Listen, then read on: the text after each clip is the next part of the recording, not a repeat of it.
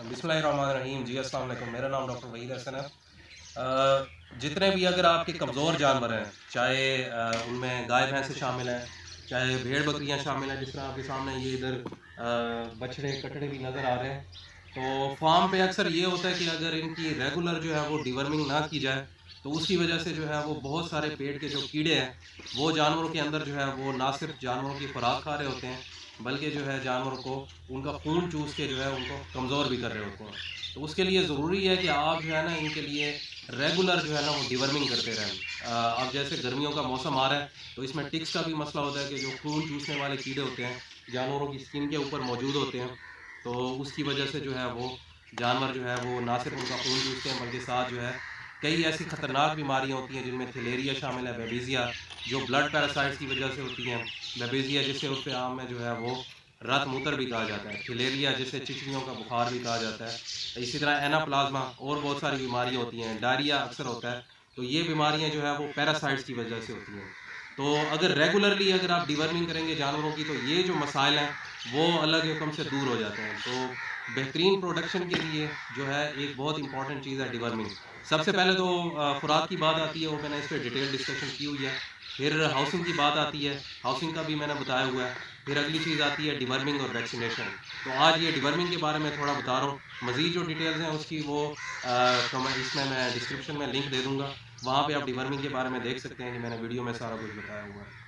तो आज यहाँ पे हम इस फार्म पे, अपने दोस्त का फार्म है, तो यहाँ पे हमने बेसिकली करनी है डिवर्मिंग, और वो करनी है इंजेक्टेबल्स के ज़रिए। 2 चीज़ें हम इस्तेमाल करेंगे। एक आइवरमेक्टिन का फार्मूला है और एक है आइवोटेक सुपर। ये थोड़ा मैं आपको दिखा भी देता हूँ। ये आइवोटेक है। इसके अंदर सिर्फ आइवरमेक्टिन है, जो पेट के कीड़ों को ख़त्म करती है। चंद एक जो राउंड वर्म्स हैं सिर्फ उनको ख़त्म करती है, और जो टिक्स होते हैं उनको ख़त्म करती है। जबकि ये इसी कंपनी का एक और इंजेक्शन है आइवोटेक सुपर। इसमें जो है वो आइवरमेक्टिन भी है, साथ जो है इसमें क्लोरोसोलोन भी है। तो आइवोटेक जो है, इसमें आइवरमेक्टिन जो है वो आइवरमेक्टिन वाला जो काम है वो हो रहा है, और साथ जो क्लोरोसोलोन है वो चंद एक दूसरे जो पेट के कीड़े होते हैं, जिनमें ख़ास तौर पे जिगर का कीड़ा होता है, जो बहुत ज़्यादा प्रेवलेंट है हमारे इलाके में, जो बहुत ज़्यादा नुकसान पहुंचाता है। ज़ाहिर बात है, जब जिगर कमज़ोर होगा तो उसकी वजह से जो है वो हाजमा भी जानवर का कम होगा, और मज़ीद वो कमज़ोर होगा, क्योंकि वो जिगर में रह के जिगर को कमज़ोर कर रहे होते हैं, खून चूस रहे होते हैं। तो ये जो इंजेक्शन है जिसमें क्लोरोसोलोन का फार्मूला है, तो उसकी वजह से जो है वो जिगर के कीड़े भी हैं वो ख़त्म होते हैं। इसी तरह और भी इंजेक्शन है जिनके ज़रिए आप जिगर के कीड़े ख़त्म कर सकते हैं। लिवर फ्लूक बेसिकली इनका नाम है। तो उनमें जो है वो नाइटॉक्सिल इंजेक्शन भी शामिल है, और बहुत सारे ऐसे इंजेक्शन शामिल हैं। अगर आप ड्रेंच की बात करें, तो जिस तरह पंच है या निल्जान प्लस है, इनमें जो है ऑक्सीक्लोजनाइड का फार्मूला है।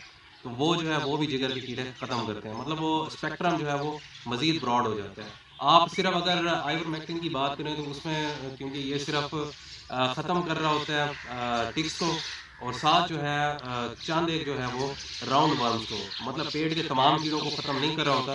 तो इसलिए इसके ज़रिए जो डिवर्मिंग की जाती है आइवोटेक के ज़रिए, या कोई भी ऐसा इंजेक्शन जिसमें आइवरमेक्टिन का फार्मूला हो, तो वो फिर ज़ाहिर बात है उसमें मुकम्मल फ़ायदा नहीं होता। तो इसलिए होता है कि अक्सर आप इंजेक्शन लगाते हैं तो उसका आपको रिज़ल्ट नहीं मिलता। तो यहाँ पे हम इसी तरह करेंगे। तो मैं वीडियो बनाऊँगा, आपके सामने दिखाऊँगा कि किसको हमने आइवरमेक्टिन जो है वो लगाया है सिर्फ, और किसको आइवरमेक्टिन प्लस क्लोरोसोलोन का फार्मूला लगाया है। तो इनका फिर हम फीडबैक भी लेंगे 15 दिनों बाद। तो रिज़ल्ट भी आपके सामने शेयर करेंगे, फिर इसका रिज़ल्ट क्या आता है। तो शुरू करते हैं। यहाँ पे मैं आपको बता दूँ कि जो डोज़ रेट है वो हर जानवर के लिहाज से मुख्तलिफ है। उसके लाइव बॉडी वेट के मुताबिक होती है। अगर जानवर का जो लाइव बॉडी वेट है वो 50 किलो है, तो वो फिर इसको 1 सीसी लगेगी जिल्द के अंदर। ये दोनों इंजेक्शन जो है वो जिल्द के अंदर ही लगते हैं, इनको गोश्त के अंदर नहीं लगाना, नहीं तो जो है वो सेलुलाइटिस कर सकते हैं, मतलब पट्ठे के अंदर जो है वो रोड़ी बन सकती है, जो फिर बाद में उसके लिए बड़ी प्रॉब्लम्स होती हैं उसको सेट करने के लिए। तो दूसरी बात ये है कि लाइव बॉडी वेट कहते हैं कि जानवर का कुल वज़न कितना है। एक फार्मर हज़रात वज़न लेते हैं गोश्त का, कि इस जानवर के गोश्त का कितना वज़न होगा, तो यहाँ पे गोश्त का वज़न नहीं लेना, यहाँ पे जानवर का कुल वज़न लेना कि वो कितना है। तो बाकी आप ये इंजेक्शन जो है वो प्रेग्नेंट्स को भी लगा सकते हैं। तो लगाने का तरीका नहायत आसान है, आपके सामने है। तजर्बे की बुनियाद पर जो है वो जो है हम जानवर को फ़ौरन लगा लेते हैं।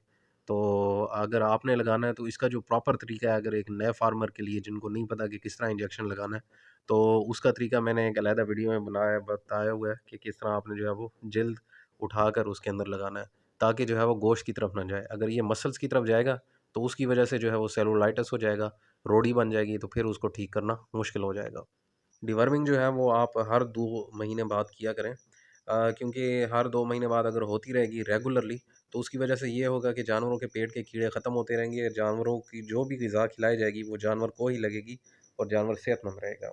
अगर आपके कुर्बानी के जानवर हैं, अगर आप हर महीने करते हैं तो उसमें आपका मज़ीद फ़ायदा है, क्योंकि वो उस तरह जो है वो जानवर का जो है वो एंश्योरिटी 100% हो जाती है कि पेट के कीड़े नहीं रहेंगे। अगला अक्सर फार्मर्स का सवाल होता है कि हमने आयोमेक्टिन का टीका लगाया, साथ स्प्रे किया, लेकिन इसके बावजूद जो है वो 5-7 दिनों बाद दोबारा चिचड़ आ गए हैं या दोबारा जो है वो पेट के कीड़ों का मसला आ रहा है।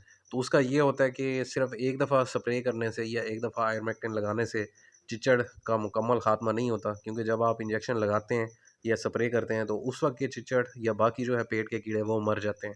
लेकिन उन्होंने क्योंकि अंडे दिए हुए होते हैं या आपके फार्म के जो है वो कोने खुदरों में, दीवारों में चिचड़ छुपे हुए होते हैं, तो वो दोबारा चढ़ के उनको दोबारा री-इन्फेक्ट कर देते हैं। तो ये काम जो है वो 10 दिन के अंदर दोबारा नज़र आता है कि जानवर को दोबारा से चिचड़ चिमटे हुए होते हैं। तो उसका हल ये है कि आप 3-4 दफ़ा हर 10 दिनों बाद जो है वो स्प्रे करें और आयोमेक्टिन के इंजेक्शन लगाएँ और अच्छी तरह अपने फार्म की जो है वो दीवारों के कोने खुदरों के अंदर जो है वो स्प्रे करें, ताकि जो है वो चिचड़ों का यकीनी ख़ात्मा हो सके, उनके अंडों का भी, क्योंकि उनके अंडों से जब बच्चे निकलते हैं तो वो दोबारा जो है वो जानवर को चिमट जाते हैं और काम वहीं शुरू से शुरू हो जाता है। बाकी डिवर्मिंग के अलावा जो है वो खुराक जो है वो पहली प्रायोरिटी आपकी होनी चाहिए। डिवर्मिंग और वैक्सीनेशन ये एक रेगुलर प्रोसेस चलता रहता है, जो 2 महीने बाद या 1 महीने बाद आपने करना होता है। लेकिन जो है वो साथ इसका जो है वो खुराक जानवर की अच्छी होनी चाहिए, क्योंकि अगर हम इंजेक्शन लगाते हैं तो इनका काम तो ये है कि पेट के कीड़े या ये चिचड़ ख़त्म करेंगे, लेकिन असल जो जानवर को फिर ताकत मिलेगी वो अच्छी खुराक से ही चलेगी।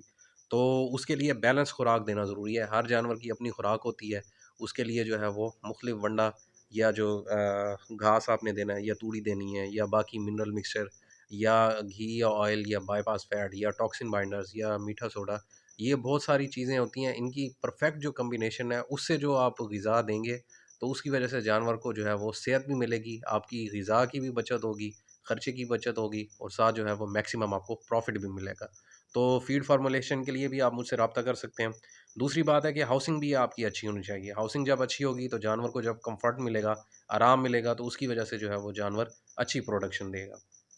फिर ये अगली चीज़ें आती हैं कि डिवर्मिंग आपने कब करनी है, कौन-सी करनी है। तो ये जिस तरह आज हमने इसकी की है, तो 10वें दिन हम दोबारा ये रिपीट भी करेंगे, ताकि जब 10वें दिन जो है इनके पेट के कीड़ों के दोबारा वो उन अंडों से बच्चे निकलेंगे या चिचड़ों के, तो वो भी हम ख़ात्मा कर सकें उसका।